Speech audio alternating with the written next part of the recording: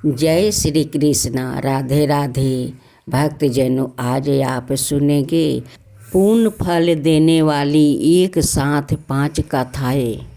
अब सुने पथवारी माता की कहानी। एक समय की बात है, 2 देवरानी जेठानी होती है। देवरानी बहुत नियम धर्म वाली थी। वो प्रतिदिन नहा धोआ कर पथवारी माता का मंदिर जाती है, उनके जल चढ़ाती है और पथवारी माता की पूजा करके वापसी आ जाती है। और जो वो जेठानी थी वो अपनी देवरानी के लिए कहती थी कि आहो, यह तो बड़ी पथवारी वाली नियम धर्म वाली है। और वो गोबर टोपले में भर कर ले जाती है और गोबर तो रोडी पर डाल देती है और टोपला पथवारी माता पे झटक कर चली जाती है। पथवारी माता सोचती है कि देखूं तो यह देवरानी पानी भरने आती है तो यह तो बेचारी मेरे ऊपर जल चढ़ाती है और यह जेठानी मेरे ऊपर गोबर वाला टोपला झटक कर चली जाती है। फिर वो बोलती है कि इसको तो अब चमत्कार बताना ही पड़ेगा।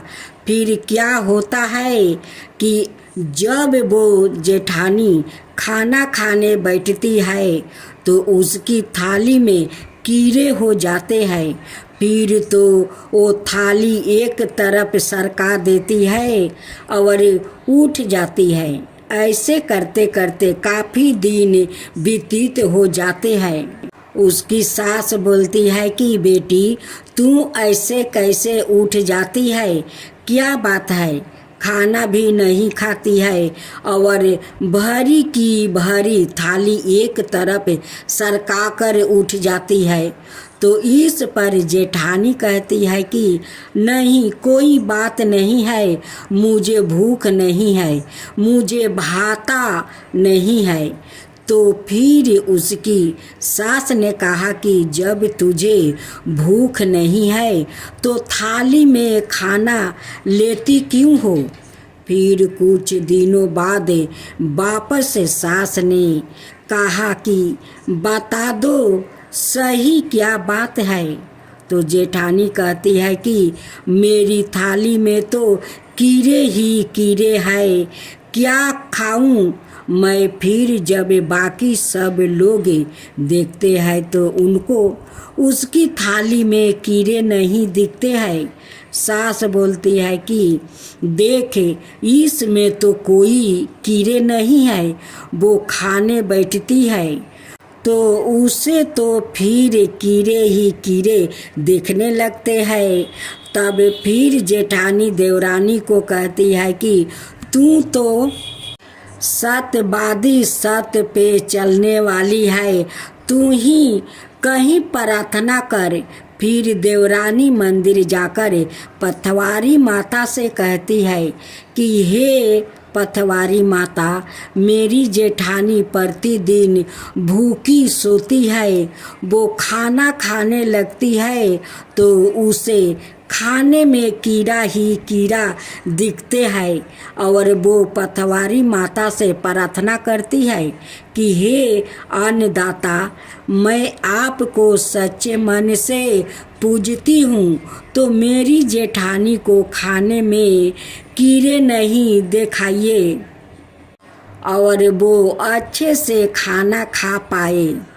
उस समय सतयुग चल रहा था तो पथवारी माता सवाए बोलती है कि तू तो मेरे जल चढ़ाती है और तेरी जेठानी को जलन मचती है, तो क्यों वो गोबर भर कर जब रोरी पे डाल कर टोपला मेरे ऊपर झटक देती है और मेरे ऊपर पूरे दिन कचरा रखती है?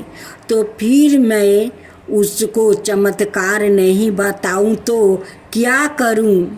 तब देवरानी कहती है कि मैं उसको जाकर बताती हूँ और बोलती हूँ कि वो ऐसा नहीं करे और आप भी अब उनके कीड़े मत आना। फिर पतवारी माता कहती है कि ठीक है, जा समझा दे उसको। तब देवरानी जाकर जेठानी को कहती है कि भाभी सा, आप मेरी पतवारी माता पे टोपला झटक के क्यों आती हो?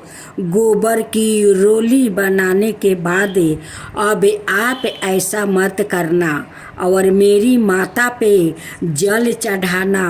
भली जल नहीं भी चढ़ाओ तो टोपला तो कभी मत झटकाना। जेठानी बात मान लेती है और उसके सब कीड़े मिट जाते हैं। हम भी पतवारी माता से यही प्रार्थना करते हैं कि हे पतवारी माता, जैसी लाज अपने देवरानी की राखी वैसे ही सबकी रखना और देवरानी जैसा धर्म परायण सबको बनाना। तुलसी माता की कहानी। एक कन्या थी, जब वो थोड़ी बड़ी हुई और उसको समझ आने लगी, तब से ही वो तुलसी माता जी की पूजा करने लगी। उसके प्रतिदिन की नियम था कि तुलसी माता जी का पूजन करने के बाद ही खाना खाती है। जब वो कन्या शादी के लायक हुई, तब उसके माता पिता ने उसकी शादी करवा दिया। कन्या को उसके माता पिता ने दहेज में भी एक तुलसी का गमला दिया। ससुराल में वो प्रतिदिन सवेरे उठती है, पूजा करती है, फिर उसके बाद ही खाना खाने बैठती है। उसकी 2 जेठनियाँ थी, वो दोनों उससे मजाक उड़ाती थी कि बड़ी नियम धर्म वाली बनती है। उन दोनों को उससे बहुत ईर्ष्या होती है, इसलिए वो दोनों तुलसी जी का गमला जी छुपा देती है। वो कन्या बड़ी मुश्किल से गमला ढूंढ कर लाती है, अच्छे से पूजा करती है और फिर खाना खाती है। वो गमला ढूंढ कर लाती तो एक दिन तो उस 2 जेठानियों वो दोनों उसका मजाक उड़ाती है कि बड़ी नियम धर्म वाली बनती है। उन दोनों को उससे बहुत ईर्ष्या होती है, इसलिए वो दोनों तुलसी जी का गमला जी छुपा देती है। वो कन्या बड़ी मुश्किल से गमला ढूंढ कर लाती है, अच्छे से पूजा करती है और फिर खाना खाती है। वो गमला ढूंढ कर ले आती तो एक दिन तो उसकी जेठानियों ने क्या किया कि गमला ही दूर फेंक दिया। कन्या ने खूब ढूंढा पर उसे गमला नहीं मिला। वो बहुत ही परेशान हो गई। उस दिन तो उसने खाना भी नहीं खाया। उसका नियम जो था, उस कन्या की सच्ची भक्ति देखकर तुलसी माता उसे बहुत पसंद हो गई और उसके कमरे में तुलसी माता का गमला प्रकट हो गया। अगले दिन सुबह जब वो उठी तो क्या देखती है कि उसके खाट के चारों कोने पर तुलसी माता का गमला आ गया है। यह देखकर वो तो बहुत प्रसन्न हो गई कि मेरी तुलसी माता को कोई चुरा नहीं सकेगा। पूजा करने के लिए भी कहीं और जाना नहीं पड़ेगा और कोई मेरी तुलसी माता को फेंक भी नहीं सकेगा। वो तो जल्दी से उठकर स्नान करती है और तुलसी माता की पूजा कर लेती है। जब वो खाना खाने बैठी तो उसकी जेठानी मजाक करने लगी कि लो, देवरानी का नियम धर्म पूरा हो गया। उससे पूछती है कि तुलसी जी की पूजा कर ली क्या? देवरानी धीरे से बोलती है। हाँ कर ली। जेठनिया बोलती है, कहाँ से कर ली पूजा? गमला तो फेंक दिया था। देवरानी कहती है कि देख लो, मेरे कमरे में खाट पर तुलसी जी लग रही है। जेठानी बहुत शर्मिंदा हुई और बोली कि देवरानी, तेरी भक्ति सच्ची है। हमने तुझे बहुत परेशान कर दिया है, हमें माफ़ कर दे। देवरानी उन्हें माफ़ कर देती है। हम भी तुलसी माता जी से यही प्रार्थना करते हैं कि हे तुलसी माता, जैसी कृपा अपने देवरानी पर की, वैसे ही हम सब पर भी करना। दूसरी पथवारी माता की कहानी। दो भाई बहन थे। पहले उस कन्या के कोई भाई नहीं था। वो कन्या पथवारी माता से प्रतिदिन प्रार्थना करती है कि मुझे भाई देना, मैं रोज आपकी पूजा करूंगी।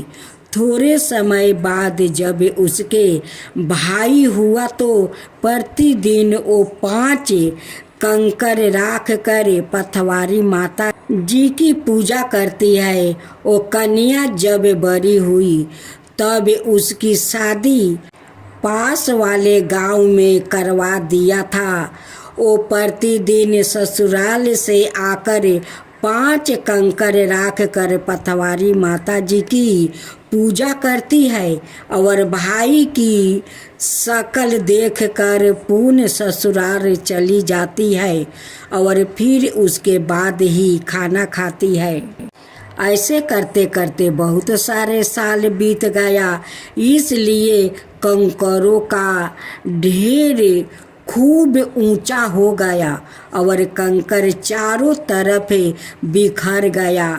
एक दिन बहन को आने में देर हो गई तो भाई ने सोचा कि आज मेरी बहन नहीं आई है तो मैं ही अपनी बहन से मिलने चला जाता हूँ। भाई जब आगे गया तो क्यों देखता है कि रास्ते में कंकर ही कंकर बिखरे हुए हैं और रास्ता पूरा रूख गया है। वो सोचने लगा कि इस रास्ते से मेरी बहन कैसे आती होगी। वो फवारा लेकर गया और जो कंकरों का ढेर था उसको काट कर बीच में से रास्ता बना दिया और घर चला गया। थोड़ी देर से उसकी बहन आई तो क्या देखती है कि पथवारी माता के तो खून टपक रहा है। ऐसा देख कर वो बोलती है, रे किसान, मेरी पथवारी माता को काट दिया है। जिसने भी पथवारी माता को काटा हो वो मर जाए, उसकी मृत्यु हो जाए। बहन के ऐसा कहने के बाद ही उसका भाई मर गया और लोग इकट्ठा हो गया और लोग बोलने लगे कि यह है फलाना आदमी तो मर गया है, इसको ले जाने की तैयारी करो। इतने में उसकी पत्नी बोली कि रुको, अभी मत ले जाओ, इनकी बहन आएगी और वो उनका मुख देखेगी, फिर ले जाना।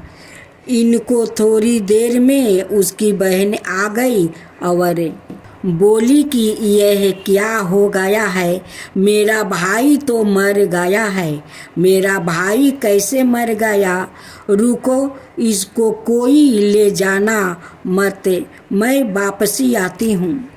ऐसा कहकर बहन पथवारी माता के पास जाती है और बोलती है कि हे पथवारी माता, मैं अपने भाई के लिए तो पथवारी पूजती थी और मेरा भाई ही मर गया।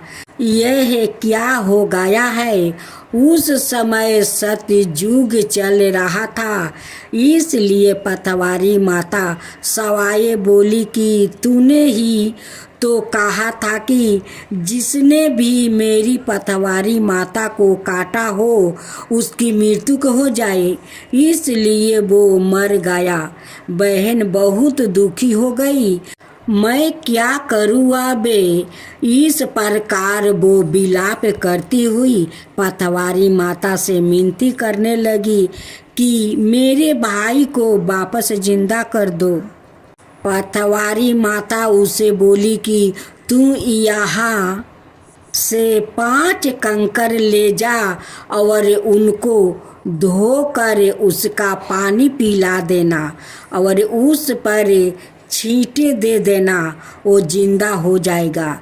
उसको छींटे देकर और पानी पिलाते हैं, वो जिंदा हो गया और उठकर बोला कि आज तो बहुत अच्छी नींद आ गई है।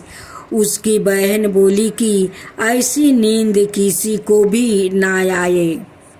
हम भी पतवारी माता जी से यही प्रार्थना करते हैं कि हे पतवारी माता, जैसे उसके भाई को जिंदा किया वैसा ही सबकी भाई को जिंदा करना, और जैसी उसकी लाज रखी वैसा ही हम सबकी लाज रखना। अब तीसरा पतवारी माता की कहानी। एक गांव था, वहाँ के कुछ लोग यात्रा पर जा रहे थे। गांव में एक बुढ़िया माई रहती थी। उस बुढ़िया माई ने सोचा कि मैं भी यात्रा पर जाऊं, तो उसने लोगों को बोला। एक आदमी ने बोला, तुम अपने पैरों से चलोगी? हम अपने पैरों से चलेंगे। हाँ जाओ, तुम भी साथ में। हमारे पहले पैदल यात्रा होती थी। थोड़ी दूर चलने के बाद बुढ़िया थक गई अब और उससे चला नहीं जा रहा था। वही पास में एक सुंदर मंदिर भी बना हुआ था। वहाँ पतवारी माता भी थी। पतवारी माता का स्थान देखकर बुढ़िया बोली कि मुझसे अब चला नहीं जा रहा है, तुम लोग जाओ, मैं तुम्हारे नाम की भी पतवारी पूजूंगी। तुम लोग मेरे नाम की भी सब भगवान के दोक लगाना। बुढ़िया रोज पतवारी पूजती थी और कहती थी, हे पतवारी माता, मुझे पीली पीला आंगन मिले, खेरा पे खिचड़ी सिजरी हो, खूंटी पे बेस राखा मिले, कटोरी मटकी भरी हो, उसके ऊपर झरझराता हुआ घरना हो, उसके ऊपर उल्टी इमरती लोटा परी हो। कुछ दिनों बाद वो लोग यात्रा करके वापस आ गया। वापस आकर लोग ने उस बुढ़िया को बोला कि चलो भाई, यात्रा पूरी हो गई, घर चलते हैं। बुढ़िया जब घर पहुंची तो उसको अपने घर पीली पीला हुआ आंगन मिला, खूंटी पर बेस लटका हुआ मिला, खेरों पर खिचड़ी बनती हुई मिली, कटोरी मटकी पानी से भरी हुई मिली और उस पर अमृति उल्टी रखी हुई मिली। यह सब देखकर बुढ़िया खुश हो गई। बुढ़िया ने खिचड़ी खाई और पानी पिया और वो सो गई। रात को सोते सोते वो सोचने लगी कि सब लोग तो यात्रा से कंठी और प्रसाद लेकर आए हैं, वो सब तो कंठी और प्रसाद टांगेंगे, मैं क्या टांगूंगी? सब लोगों को मेरे पास तो कंठी प्रसाद थाली कुछ भी नहीं है। मैं क्या बांटूंगी। पथवारी माता की कृपा से उसके घर प्रसाद और मेवा की बोरियां आ गई, कंठिया आ गई और बहुत सारी थालियाँ आ गई। बुढ़िया सुबह उठी और नहा धोवा कर नहाए बेस से पा कर अच्छे से वो तैयार हो गई और यह सब प्रसाद थालियों और इतनी सारी कंठिया देखकर वो बहुत खुश हो गई। बाकी लोग तो थोड़ा थोड़ा प्रसाद दे रहे थे, लेकिन बुढ़िया तो थाली भर भर कर थाली सहित मेवा वाला प्रसाद दे रही थी। जो लोग यात्रा करने गए थे उनको भी बहुत आश्चर्य हो गया। उन्होंने बुढ़िया से बोला कि तुम तो यात्रा पर भी नहीं गई थी और तुम्हारे पास प्रसाद भी नहीं था, तो तुम्हारे पास इतनी सारी थालियाँ और इतना सारा प्रसाद कहाँ से आ गया। इस पर बुढ़िया बोली कि यह सब पथवारी माता की कृपा से हुआ है। उसके बाद से जो भी लोग यात्रा करने जाते हैं तो जाने से पहले और आने के बाद पथवारी पूजते हैं और पथवारी पूजने के बाद लोगों को गजे बजे के साथ घर पर लाते हैं। हम भी पथवारी माता जी से यही प्रार्थना करते हैं कि हे पथवारी माता, जैसी कृपा दृष्टि आपने बुढ़िया पे करी वैसे ही सब पे करना और वैसे ही लाज सबकी रखना। सवारी मूसक की कथा बहुत समय की बात है। एक बहुत ही भयंकर असुरों का राजा था। गजमुख वो बहुत ही शक्तिशाली बनना और धन चाहता था। वो साथ ही सभी देवी देवताओं को अपने बस में करना चाहता था। इसलिए हमेशा भगवान शिव से वरदान के लिए तपस्या करता था। शिव जी से वरदान पाने के लिए वो अपना राज्य छोड़कर जंगल में जाकर रहने लगा और शिव जी से वरदान प्राप्ति करने के लिए बिना पानी पिए भोजन खाए रात दिन तपस्या करने लगा। कुछ साल बीत गया। शिव जी उसके ऊपर कृपा किया। तप को देख कर प्रभावित हो गया और शिव जी उसके सामने प्रकट हुए। शिव जी ने खुश होकर उसे दैविक शक्तियाँ प्रदान किया, जिससे वो बहुत शक्तिशाली बन गया। सबसे बड़ी ताकत जो शिव जी ने उसे वरदान किया वो यह था कि उसे किसी भी शास्त्र से नहीं मारा जा सकता।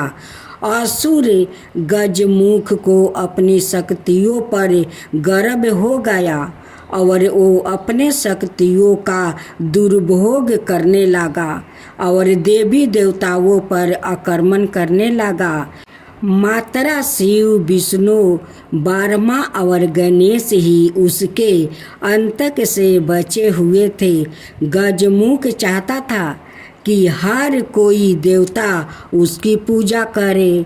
सभी देवता शिव, विष्णु और ब्रह्मा जी के शरण में पहुँचे और अपनी जीवन की रक्षा के लिए गुहार करने लगा। यह सब देखकर शिव जी ने गणेश को असुर गजमुख को यहाँ सब करने से रोकने के लिए भेजा। गणेश जी ने गजमुख के साथ युद्ध किया और असुर गजमुख को बुरी तरह से घायल कर दिया, लेकिन तब भी वो नहीं माना। उस रक्षक ने सवाय को एक मूषक के रूप में बदल लिया और गणेश जी की ओर आक्रमण करने के लिए दौड़ा। जैसे ही वो गणेश जी का पास पहुंचता, गणेश जी कूद कर उसके ऊपर बैठ गया और गणेश जी ने गजमुख को जीवन भर के मूस में बदल दिया और अपने वाहन के रूप में जीवन भर के लिए राख लिया। बाद में गजमुख भी अपने इस रूप से खुश हुआ और गणेश जी का प्रिय मित्र भी बन गया। तो जय गणेश, जय गणेश। अब सुनते हैं गणेश जी की आरती। जय गणेश, जय गणेश, जय गणेश देवा, माता जकी पार्वती पिता महादेवा। एक दंत दयावंत चार भुजधारी, माथे सिंदूर सोहे मूस की सवारी। जय गणेश, जय गणेश, जय गणेश देवा, माता जकी पार्वती पिता महादेवा। पान चढ़े, फूल चढ़े और चढ़े मेवा, लड्डुअन का भोग लगे संत करे सेवा। जय गणेश, जय गणेश, जय गणेश देवा। अंधन को आँख देते, कोढ़ियन को काया, बाजिन को पुत्र देते, निर्धन को माया। जय गणेश, जय गणेश, जय गणेश देवा, माता जकी पार्वती पिता महादेवा। सूर शाम शरण आए, सफल की जो सेवा, माता जकी पार्वती पिता महादेवा। जय गणेश, जय गणेश, जय गणेश देवा। दीनन की लाज रखो शुभ सुतिकारी, दीनन की लाज रखो शुभ सुतिकारी। कामना का पूरा करो जाओ बलिहारी। जय गणेश, जय गणेश, जय गणेश देवा। सुंड सुंडिला इंद्र इंदिराला, मस्तक पर चांदा करिया सीधा कराओ, काटो सब फंदा। जय गणेश, जय गणेश, जय गणेश देवा, माता जकी पार्वती पिता महादेवा। सुंड सुंडिला इंद्र इंदिराला, मस्तक पर चांदा करिया सीधा कराओ, काटो सब फंदा। जय गणेश, जय गणेश, जय गणेश देवा, माता जकी पार्वती पिता महादेवा।